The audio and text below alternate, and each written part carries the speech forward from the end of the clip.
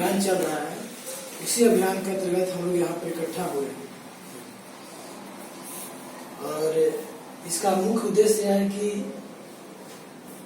हम अपने मूल निवासी बहुजन समाज को संविधान के कम से कम बेसिक जानकारी उनको हो जाए, ताकि जो हमारा जो संविधान में अधिकार है, राइट्स हैं, वो जानकारी हो जाने पर हम खुद उसकी चर्चा करना शुरू कर देंगे और अधिकार मिल जाएगा।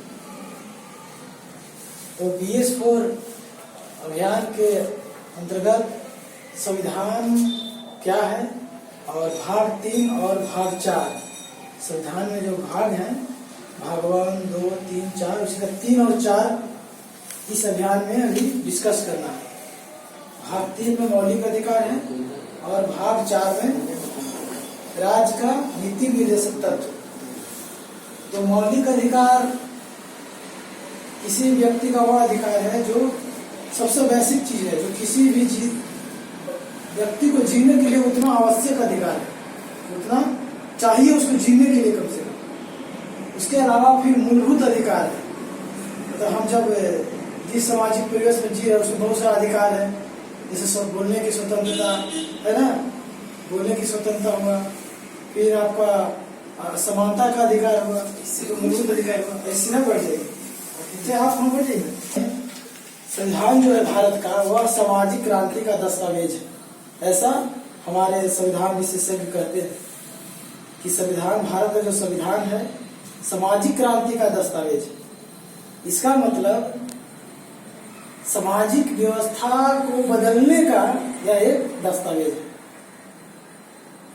इसके पीछे पूछ जाते हैं कि भारत का संविधान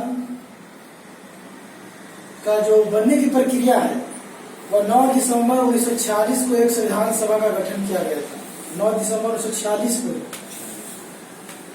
उस संविधान सभा में लगभग 5 या 4 कमेटी बनाई गई थी, जिसमें से प्रमुख कमेटी है जो है ड्राफ्टिंग कमेटी, जिसको मसौदा समिति कहते हैं।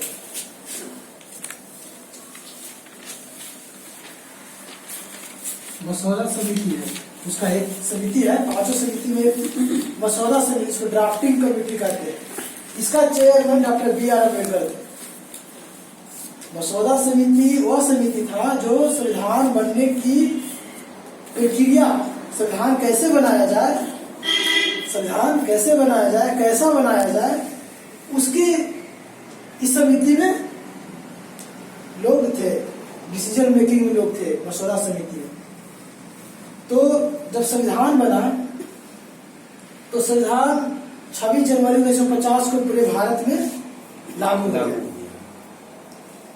जैसे ही लागू हुआ तो हमारे जो संविधान निर्माता थे उनको आशा थी कि संविधान जो हम बना रहे हैं, जो सामाजिक क्रांति का दस्तावेज है, उसको लागू होते ही खासकर मूल निवासी समाज, SC/ST OBC समाज है, उसमें अमूलचूल परिवर्तन होगा।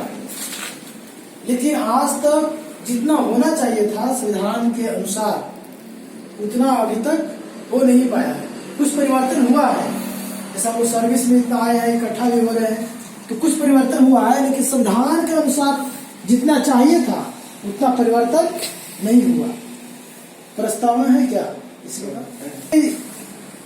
अब किताब जो छपता है, कोई भी किताब, उसमें एक प्रस्तावना भी होता है। शुरू में देखिएगा, शुरू में कोई भी किताब लिखता है प्रस्तावना रहता है, मतलब उस किताब का निचोड़ क्या है, वो किताब क्या बताना चाहता है आपको, वो प्रस्तावना में रहता है। इसी तरह भारत का संविधान का जो प्रस्तावना है, इसमें जो जो शब्दों का प्रयोग किया गया है या जो इसमें बातें कही गई है, वो पूरा संविधान का निचोड़ है।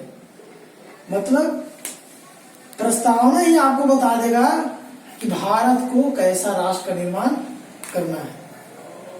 जैसे हम पढ़ रहे हैं, हम भारत के लोग भारत को एक संपूर्ण प्रभुत्व,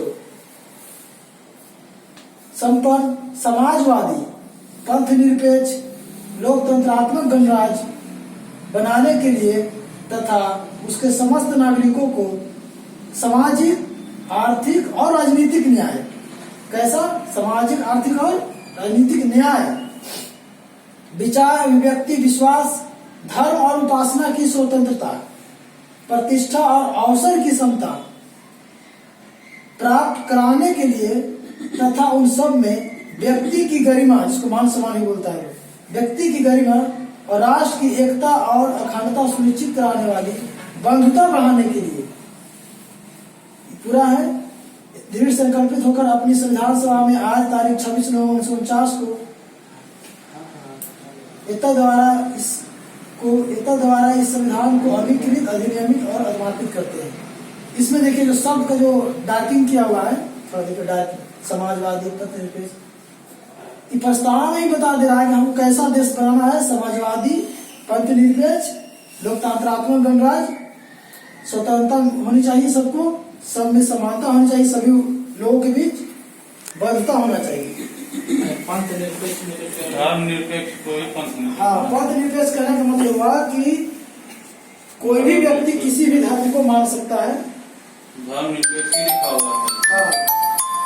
हाँ, कोई भी व्यक्ति किसी भी धर्म को मान सकता है और किसी भी धर्म को प्रचार कर सकता है, या किसी भी धर्म को हम यदि अच्छा लगे तो दूसरा भी मान सकते हैं।